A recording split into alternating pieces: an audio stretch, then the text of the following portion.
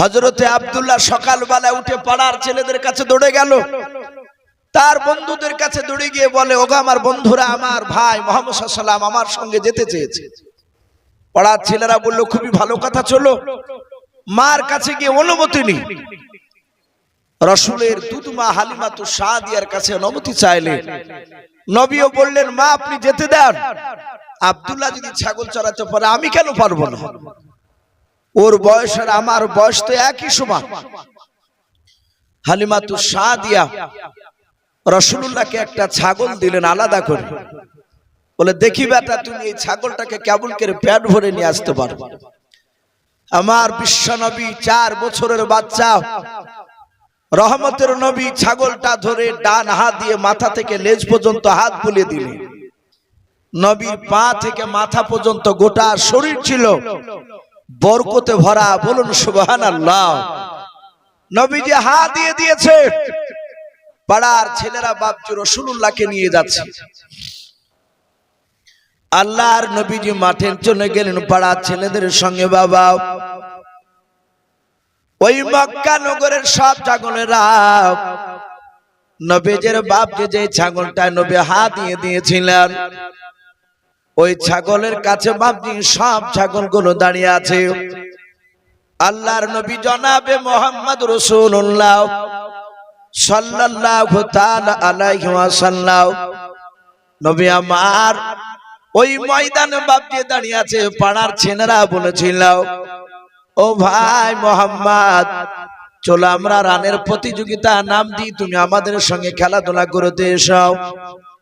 আল্লাহর নবী বলেন, ওগো আমার বন্ধুরা, আমি খেলাধুলা করব না, তোমরা খেলাধুলা করো, আমি তোমাদের খেলাধুলাটা দেখব। পাড়ার ছেলেরা বলেন, আমরা খেলাধুলায় আমরা নাম দিয়ে দৌড়াতে শুরু করলাম। আকাশে মেঘের টুকরা ছিল না, হঠাৎ করে দেখলাম আল্লাহর নবীজির মাথার উপরে একটা মেঘের টুকরা ছায়া করে দাঁড়িয়ে আছে। বলুন আলহামদুলিল্লাহ। ওই মক্কার ছেলেদের মধ্যে থেকে একটা ইহুদির পণ্ডিতের বাপজি ছেলে ছিল। ইহুদি পণ্ডিতের নাম সিরাতে হালিবিয়া কিতাবটিতে এসেছে, তার নাম ছিল বাপজি বুহাইরা রহিম। ওকে বুহাইরা বুহাইরা বলে বাপজি ডাকতো। তার একটা সন্তান, সে বলল, এই আব্দুল্লাহ, তাকে দেখ, তোর ভাই মুহাম্মদ সাল্লাল্লাহু আলাইহি ওয়াসাল্লামের মাথার উপরে মেঘের টুকরা। সে তার আব্বার কাছে শুনেছিল আখিরি জামানার একজন নবী আসবে, রাহমাতুল লিল আলামিন নবী হবে। সেই নবী রাস্তা দিয়ে হেঁটে গেলে, মরুভূমির ময়দান দিয়ে চলে গেলে, দাঁড়িয়ে থাকলে, রৌদ্র যদি আকাশে থাকে, সূর্যের তাপ থাকে, তাহলে রাসূলের মাথার উপরে মেঘের টুকরাতে ছায়া করে নিয়ে বেড়াবে। বলুন সুবহানাল্লাহ।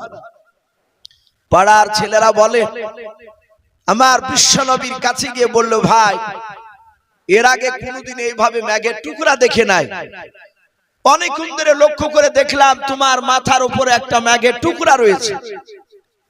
আব্দুল্লাহ রাসূলের ডান হাতখানা ধরলো, পাড়ার বন্ধুরা নবীজির বাম হাতখানা ধরলো, ধরে বলে, ভাই একটু হাঁটো দিনি দেখি। নবীকে হাঁটাহাঁটি করলো, করালো তারা। নবী যেই দিকে যায় সেই দিকে দেখছে মেঘের টুকরাও বাপজি সরে যাচ্ছে, নবীকে ছায়া করে নিয়ে যাচ্ছে। বলুন সুবহানাল্লাহ। পাড়ার ছেলেরা বলল, ভাই, আগামী কাল থেকে মুহাম্মদ সাল্লাল্লাহু আলাইহি ওয়াসাল্লামকে নিয়ে আসতে হবে। একে নিয়ে আসলে, শুনে নাও, রৌদ্রের সময়তে ওকে যখন ছায়া করবে মেঘে, আমরা ওই মুহাম্মদ সাল্লাল্লাহু আলাইহি ওয়াসাল্লামের আশপাশে দাঁড়াবো, আমাদের উপর রৌদ্র লাগবে না, আমরা ছায়াটা পাবো। মরুভূমির ময়দানে গাছগুছালি খুবই কম। আমার বিশ্ব নবীজিকে বাপজি সেই দিনে দৃশ্যখানা দেখে সব ছেলেরা রাসূলকে বাপজি ভালোবাসতে লাগলো আরো বেশি করে। বুহাইরা রহিমের ছেলে বুহাইরা রহিমের কাছে গিয়ে ঘটনাটা আলোচনা করলো।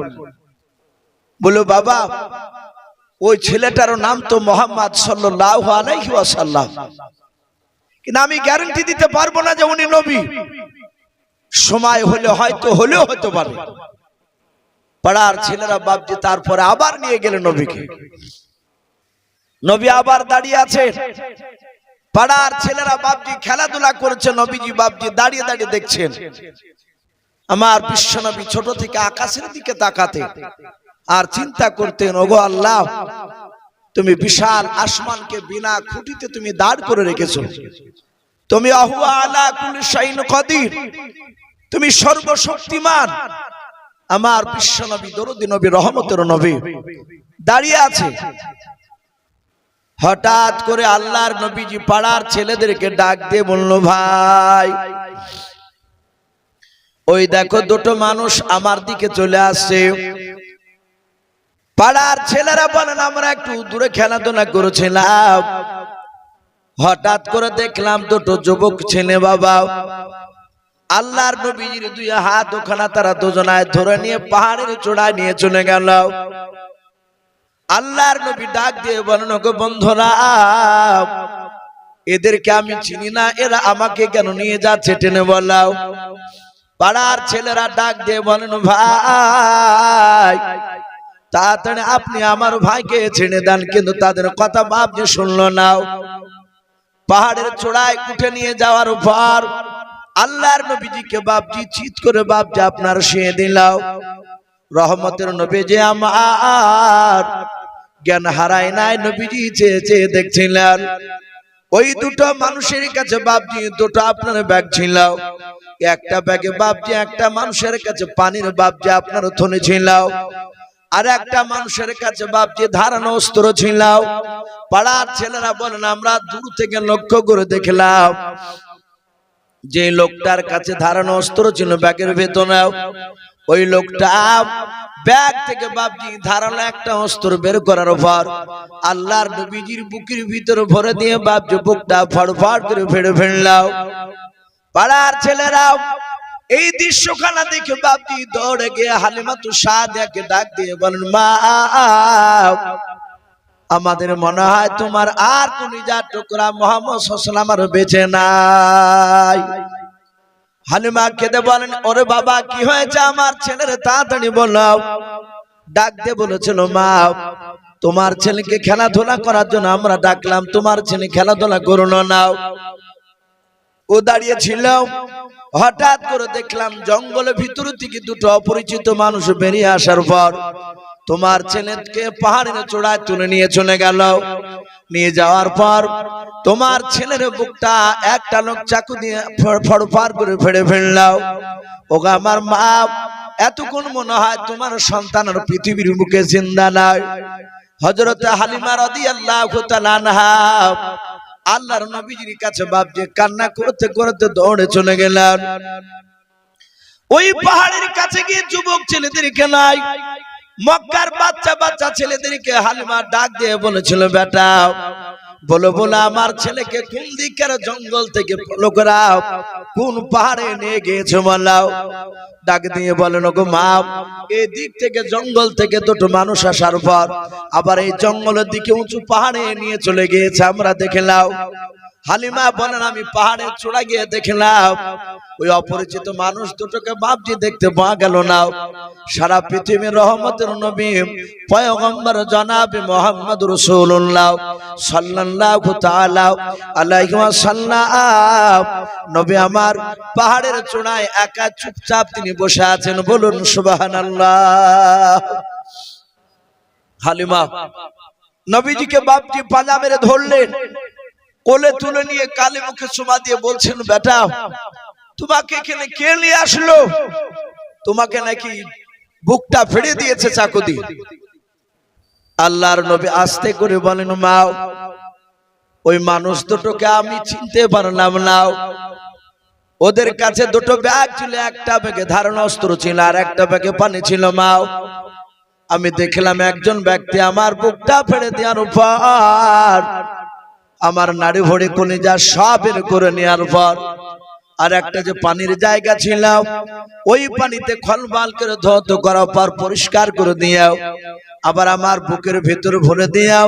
বুকটা যেন জোড়া দিয়ে চাপ দিয়ে অদৃশ্য হয়ে গেল, ওই মানুষগুলোকে আর দেখতে পেলাম না। আল্লাহর নবীর মা বলে, বেটা তোমার সেই সময় কি ব্যথা করেছিল না? ডাক দিয়ে বলেন, ওগো মা সেই রকম বেশি ব্যথা করে না, হালকা ব্যথা হচ্ছিল, কিন্তু আমি তাদেরকে চিনতে পারি না। রাসূলের মা হালিমা আর জিজ্ঞাসা করলেন, জামাটা খুলে দেখলেন বুকে, এই বুকটা ফেড়েছিল, কিন্তু ওই সময় হালিমাতু সাদিয়া বাপজি কোনো চিহ্ন পেলেন না। বলুন আলহামদুলিল্লাহ। ওই দুজন ব্যক্তির মধ্যে একজন ছিলেন জিবরিল আলাইহিস সালাম, আর একজন ছিলেন দ্বিতীয় জন বাপজি আর একটা ফেরেশতা। ওরা 4 বছর বয়সে রাসূলুল্লাহর সিনা চেক করলেন। নবীকে বাড়ি নিয়ে যাওয়ার পর হালিমাতু সাদিয়া আর যেতে দেয় না, বলে আর যেতেই দিব না। প্রায় আরো 2 বছর, 6 বছর খুঁজতে বাপজি প্রায় মাস খানিক সময় আছে। হালিমাতু সাদিয়া দেখলো না, এই ছেলেকে এইভাবে আর বন্দী করে রাখা যাবে না, একে আমি আর বাড়িতে রাখবো না, বেশ যথেষ্ট একটু বড় হয়েছে। আমার মনে হয় এই ছেলে মক্কা নগরে থাকলে আর ছেলেটার কোনো ক্ষতির ভয় নেই। যদি আমার বাড়িতে কোনো অঘটন ঘটে যায়, তাহলে ছেলের মা আমিনা আমাকে প্রশ্ন করলে আমি জবাব দিতে পারবো না, যেহেতু আর দ্বিতীয় সন্তান নেই, একটাই সন্তান। হালিমাতু সাদিয়া রাসূলুল্লাহকে কোলে করে নিয়ে অনেকটা দূর যাচ্ছেন, আবার নামিয়ে দিয়ে হাতখানা ধরে হেঁটে নিয়ে যাচ্ছে। হালিমা রাসূলকে এত ভালোবেসেছিলেন, তার মন চাইছিল না যে বিশ্ব নবীকে আমিনার কাছে ফেরত দিয়ে আসে, কিন্তু উপায় নেই, সন্তান তো ওর না, আমিনার সন্তান। আমিনার কাছে এসে বাপজি ওই 4 বছরের বুক ফাড়া, কলিজা বের করার ঘটনা বাপজি সব শোনালেন। আল্লাহ রাসূল বিশ্ব নবীজিকে বাপজি আমিনা কোলে নিয়ে চুমা দিতে লাগলেন। বহুদিন পর তার সন্তান কোলে পেয়েছে। হালিমাতু সাদিয়া কাঁদে। আমিনা বলেন, বোন তুমি কেঁদো না, তোমার পারমিশন, তোমাকে দেওয়া থাকছে, হুকুম আমি দিচ্ছি, তোমার যখনই মন খারাপ করবে তখনই তুমি আমার বাড়িতে এসে আমার ছেলেকে 2-4 দিনকার মতো নিয়ে যাবা বাড়িতে, অসুবিধা নেই, আমি বাধা দিব না, এই সন্তান আমারও তোমারও। রাসূল বাপজি থাকতে শুরু করলেন। হালিমা বাড়ি চলে গেলে আমার বিশ্ব নবী দিন 4 বাড়িতে থাকার পর পাড়া ছেলেদের সাথে বাপজি খেলাধুলা করতে গিয়েছে। খেলাধুলা করতে গিয়ে অনেক বাচ্চার ছেলে বাপজি দেখছে, তার বাপেরা দৌড়ে গিয়ে ছেলের নাম করছে, আর প্রতিটা ছেলে আব্বা আব্বা করে তার কোলে বাপজি চাচ্ছে আপন আপন বাপে। বিশ্ব নবী আমার ঘন্টা খানিক ধরে দাঁড়িয়ে থাকলে যে আমার বুঝি আব্বা আসবে, সে আমাকে ওদের মতো কোলে নেবে, আমি কোলে চাপবো। কিন্তু 1 ঘন্টার বাপজি দাঁড়িয়ে থাকার পর রাসূলুল্লাহর আব্বাকে দেখতে পেলেন না। নবীজির আব্বা ইন্তেকাল করেছেন, এই কথাটা বাপজি আমিনা তাকে বলেছিলেন না। একটাই কথা বলেছিলেন, তোমার আব্বা সিরিয়ায় ব্যবসা করতে গিয়েছে। আর নবীর আব্বা সিরিয়ায় ব্যবসা করতে গিয়ে আর জিন্দা ফিরে আসে। হয়তো বাপের মৃত্যুর কথা শোনালে হয়তো ছেলে ভেঙে পড়বে, ছেলে হয়তো কষ্ট পাবে, মহব্বত দিয়ে বাপজি ভুলে রেখেছিল। নবী আমার ঘন্টা খানিক পর ওখান থেকে কাঁদতে কাঁদতে চলে আসছে। হযরতে আমিনা নবীজির গলার আওয়াজ, কান্না আওয়াজ শোনার পর আল্লাহর নবীজির কাছে আমিনা দৌড়ে গিয়ে বলেন, ওরে বেটা, তুমি কান্না করেছো কেন? বলো, তোমাকে কোন বাচ্চাটা তোমাকে ধমক দিয়েছে, মেরেছে, একটু বলাও। আল্লাহর নবী বলেন, মা, আমাকে কেউ মারে নাই। ওগো মা, তুমি কথা দাও, আমার আব্বা জান কেন আমাকে নিতে যায় নাই? হযরতে আমিনা বাপজি জবানটা বন্ধ হয়ে গেল, কোনো কথা বলে নাই। হযরতে নবী ডাক দিয়ে বলেন, মা, সব ছেলের আব্বারা গেল, আমার আব্বা কেন গেল না? 1 ঘন্টা ধরে আমি লক্ষ্য করে দেখলাম। আল্লাহর নবীজির মা আমিনা ডাক দিয়ে আস্তে করে বলেছিল, বেটা রে, তোমার আব্বা তো বাড়িতে নাই, ওই সিরিয়ায় ব্যবসা করতে গিয়েছে তোমার নানির দেশে, ওখান থেকে আসে না, ওখানে ব্যবসা করতে গিয়ে চলে গিয়েছে। আল্লাহর নবী জনাবে মুহাম্মদ রাসূলুল্লাহ সাল্লাল্লাহু তাআলা আলাইহি ওয়াসাল্লাম ডাক দিয়ে বলেন, ওগো আমার আম্মা জান, আমাকে আব্বার কাছে নিয়ে চলো।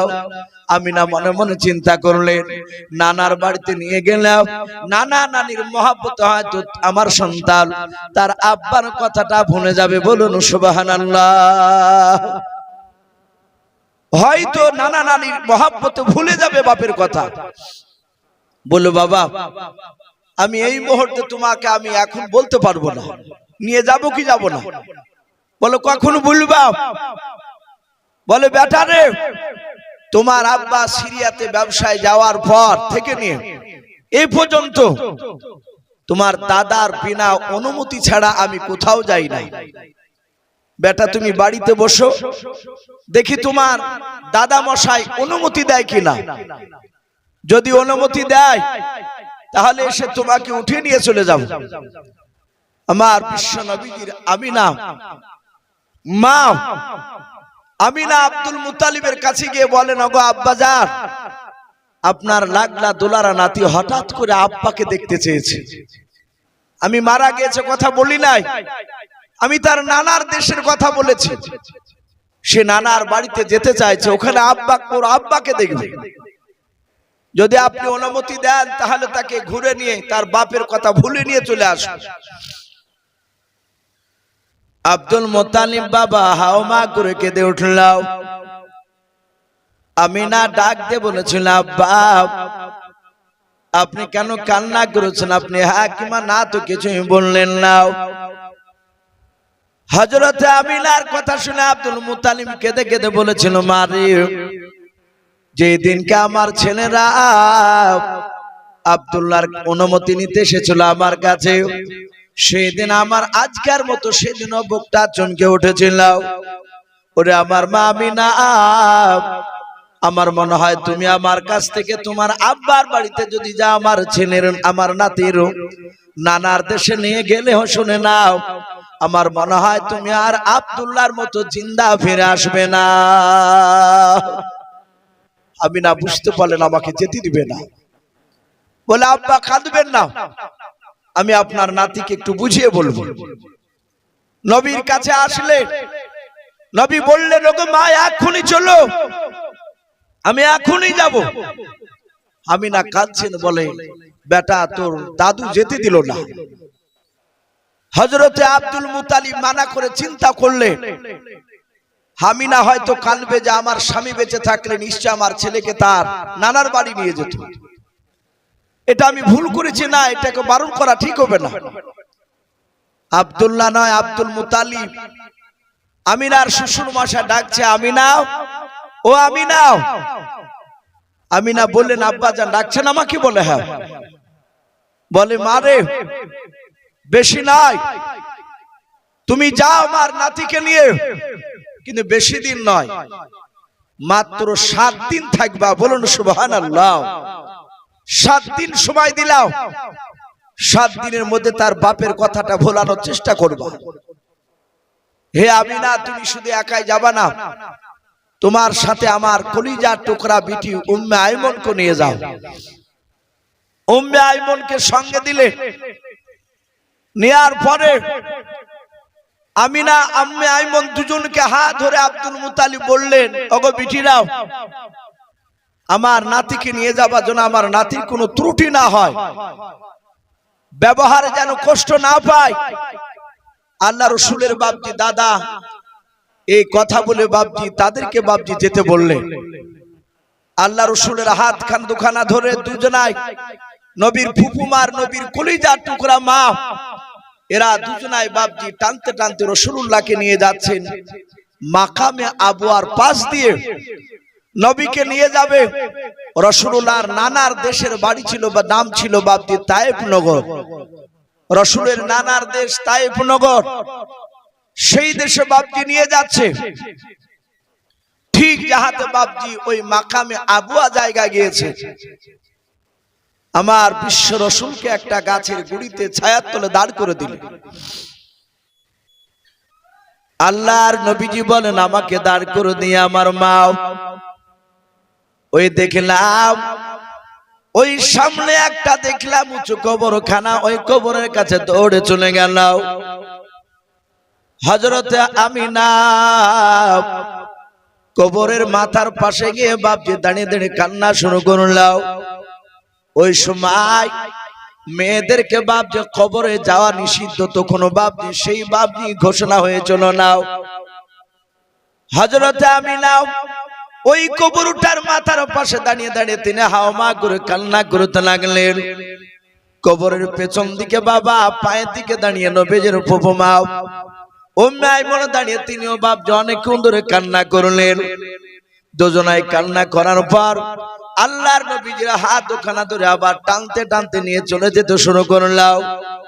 আল্লাহর নবী বলেন, গো মা, ও বোন ফুফুমা তুমি তাড়াতাড়ি বলো, ওগো মা, ওগো ফুফুমা তুমি তাড়াতাড়ি বলো, ওই কবরটা কার? কবরটার কাছে কেন তোমরা কান্না করলেও? এরা দুজনায় বাপজি পরিচয়টা বাপজি তখন দিল না। বললো, বাবা শোনো শোনো, তাড়াতাড়ি চলো তোমার নানার বাড়িতে গিয়ে তোমার আব্বাকে কি তুমি দেখবা নাও। আল্লাহর নবীজিকে নিয়ে গেলেন। গোটা তায়েফ নগরে বাপজি প্রচার শুরু হয়ে গেল রে বাবা, যে আমিনা তার নিজের সন্তানকে নিয়ে এসেছে তায়েফ নগরে। এত সুন্দর বাচ্চাটাও আল্লাহর নবীর চেহারা দেখার জন্য দেশের বাপজি শত শত মানুষ বাপজি ভিড় জমেছে। আল্লাহর নবীজিকে দেখার জন্য বাপজি তারা ঠেলাঠেলি শুরু করে দিল। ওই তায়েফ নগরের মুড়লেরা ডাক দিয়ে বলেছিল, গো বন্ধুরা শুনে নাও, এভাবে হোটাপোটা করলে কেউ জান ভরে নবীজিকে দেখতে অসুবিধা হবে। শুনে নাও, আমি তোমাদেরকে বলছি, শুনে নাও, এই আমিনা আমাদের দেশে থাকতে এসেছে, অনেক দিন থাকবে। তা আজ থেকে শুনে নাও, একদিন করে পানি নাও, সারা দিন 3 দিন 3 বেলা তোমরা খাবার দেবাও, আর বাড়িতে নিয়ে গিয়ে জান ভরে আমিনার সন্তানকে তোমরা দেখবা। সব লোক রাজি হয়ে গেল। প্রতিদিন বাপজি এক একটা বাড়ি থেকে আমিনাকে আর উম্মে আইমনা রাসূলকে নিয়ে যায়, খাবারের দাওয়াত দেয়, খেতে দেয়, আর রাসূলুল্লাহকে বাপজি তারা জান ভরে দেখে। এইভাবে বাপজি দিনের পর রাত, আবার রাত পার হয়ে দিন, এইভাবে এক নয় দুই নয় বাপজি 30 দিন পার হতে চললো। বলুন সুবহানাল্লাহ।